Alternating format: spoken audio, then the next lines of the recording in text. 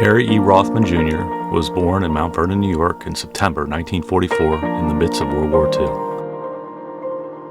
His father, Harry Edward Sr., was in the Army and away in Europe after joining the Army as a sergeant in the Army Engineers. Harry Sr. was an only child and a young man of the Great Depression who worked any job he could to support his widowed mother.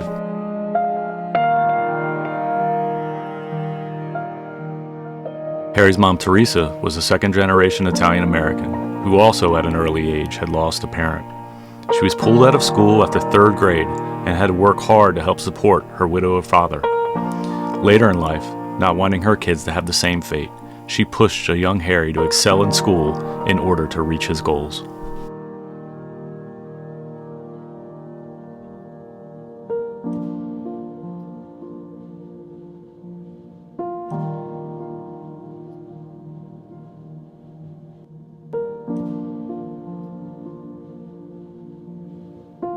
Those goals would take shape very early on in his life, as he heard many stories of his Uncle Andy's heroics in the Second World War as a paratrooper, and through his father's unintended influence. My father, who was in the railway engineers, he had great admiration for the infantry soldier. His favorite book was Ernie Pyle's Brave Men, and I read it. And then on one summer, he took me to Gettysburg, Pennsylvania. And it was a seminal moment for me because I just couldn't believe what I was hearing from our tour guide about, the heroics and the devastation and the killing and so on and so forth. And I wondered to myself, how in the world could people do that? How could someone do that sort of thing? And as I read more about it, I decided that I wanted to become a soldier.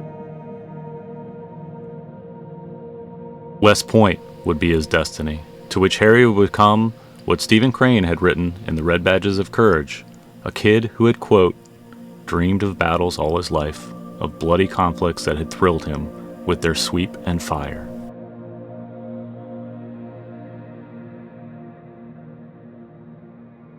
Harry would excel at West Point, which included his participation in varsity baseball and varsity football. During football season, his final year, a teammate had set him up on a blind date. His blind date arrived while Harry was still practicing. Without his contact lenses in at practice, he could barely see her, so he asked his teammate what she looked like. His buddy quickly told him that she was a dog and that he should definitely sneak away right after practice. But Harry knew better to believe that, and he ended up going over and introducing himself once practice ended. They would go out that night, and despite her expensive tastes in drinks, he would eventually marry and spend the rest of his life with Susie Flaherty.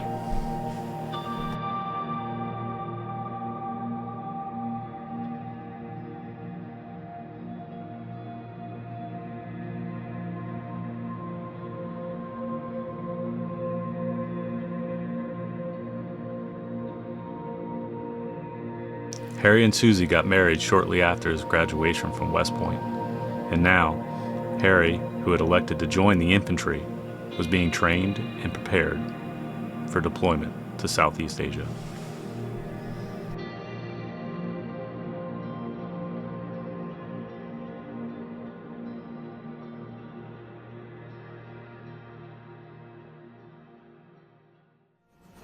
November 14th, 1965, 10:48 a.m.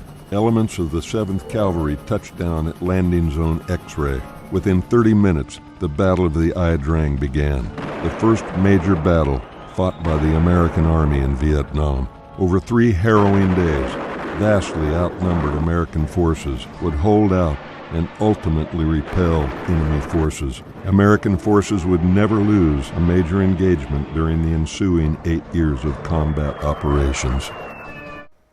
The first time that I really became aware of Vietnam was in 1965. I went the break between our yearling year and the cow year. We had Army orientation training to an Army unit, and I went to the 25th Infantry Division in Hawaii at the time.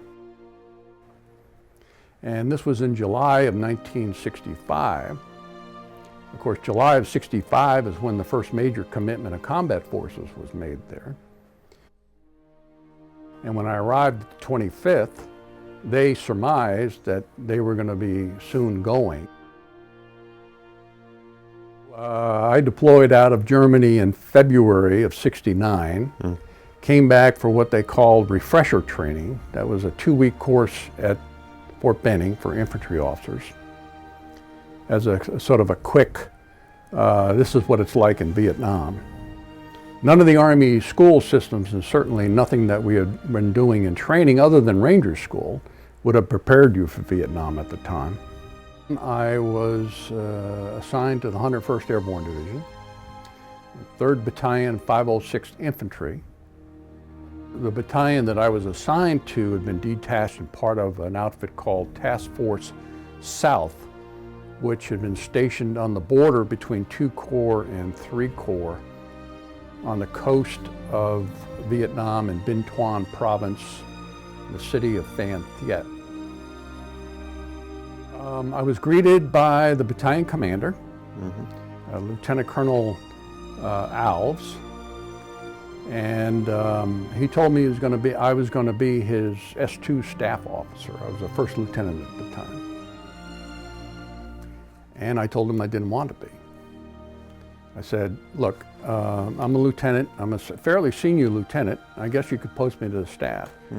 But I said, I'm better prepared, right now to take over a platoon probably than platoon leaders that you currently have in position because of my Ranger training and the tactical experience that I'd had. And I said, I just don't want to be a staff officer. I mean, I'm meant to go and take over a platoon. So after he hemmed and hawed, I guess I hemmed and hawed back enough that he decided he was going to send me and take over a platoon in the field.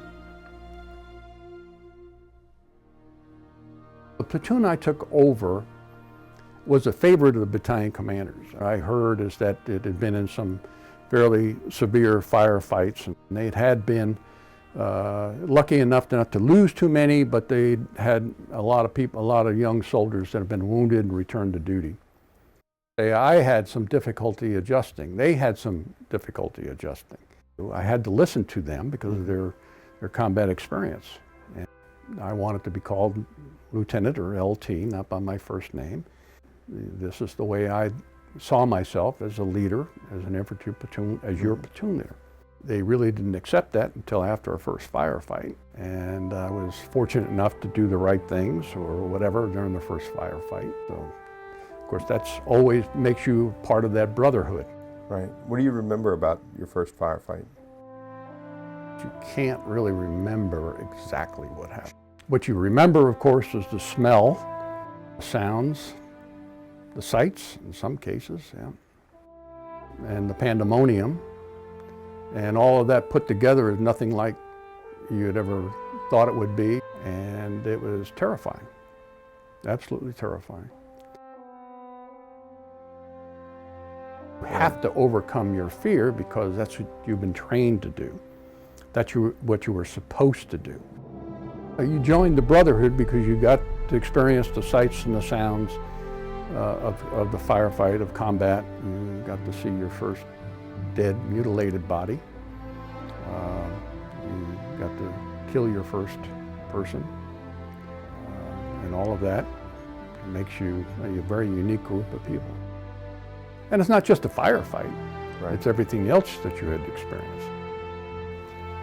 The ants, the mosquitoes, the scorpions, the snakes, the monsoon, the heat, the humidity, the elephant grass, the bamboo, the mountains, sleeping on the side of a mountain in a night defensive position at about a 45-degree angle trying to dig in. All of those kind of things, the brotherhood of being a grunt.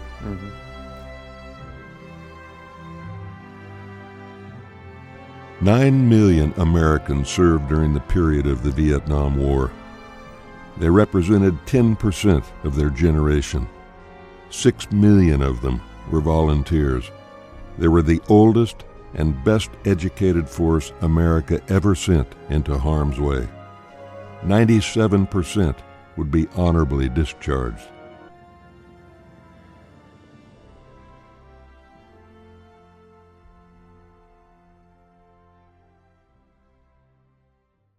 The dawn always at last follows the dark, and now morning has come.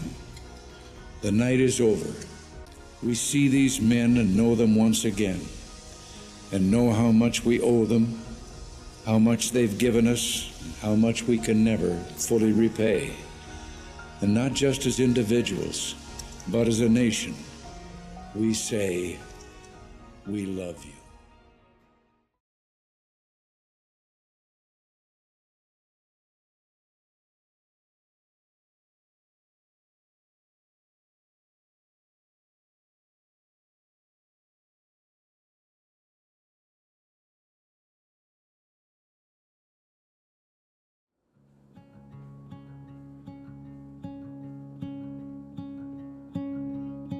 While the scars and demons of the war would always haunt him, Harry pushed forward. He gave 29 years of service to his country, retiring as a colonel, and with Susie by his side, would help raise 3 boys, which then led to 10 grandchildren. Slowly, over time, Harry would learn to cope with those horrible memories of war. He would then open up about his experiences, and he channeled them into 2 books. His first book, None Will Surpass, is a story of 4 decades of service and the sacrifices that were made by the West Point class of 1967. While his second book, Warriors and Fools, will go into great detail about how America's leaders lost the Vietnam War and why it still matters today. These books will forever commemorate his life as a soldier and will leave a lasting legacy of Harry's sacrifices, experiences, and lifelong research of the Vietnam War.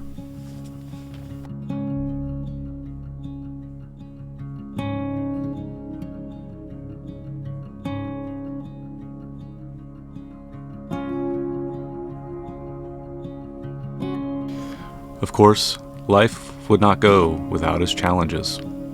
Harry would continue to face adversity for many years, losing his mom and dad, losing classmates, dear friends, and other family members, as we all inevitably do in life. Despite the challenges, in a world that often rushes by, Harry has embraced the special moments in life and savored his experiences. He has surrounded himself with family and friends with memories that are rich in laughter, love, and adventure, enjoying the treasures of life.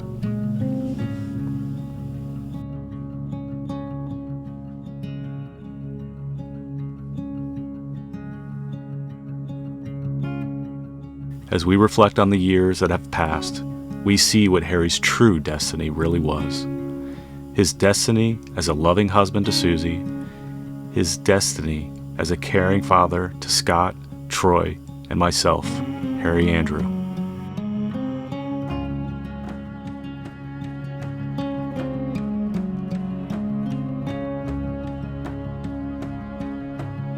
He's provided for and cared for us as we've grown up and helped mold us into the fathers and men that we are today. His destiny as a grandfather, where his pride and love for his grandchildren is immense. Troy Jr., Lexi, Jake, Scott, Harry Vincent, Sienna, Jack, Bella,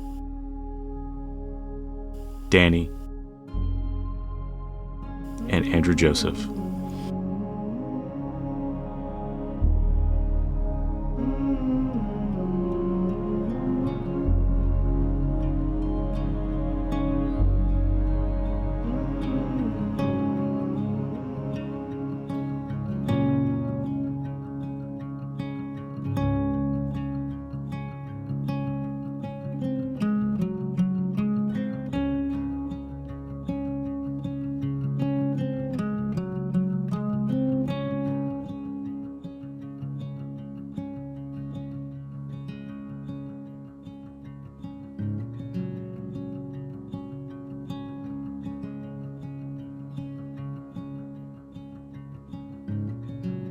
And this weekend, we all get a rare chance to be together, all of us, to say, Happy 80th birthday, Dad.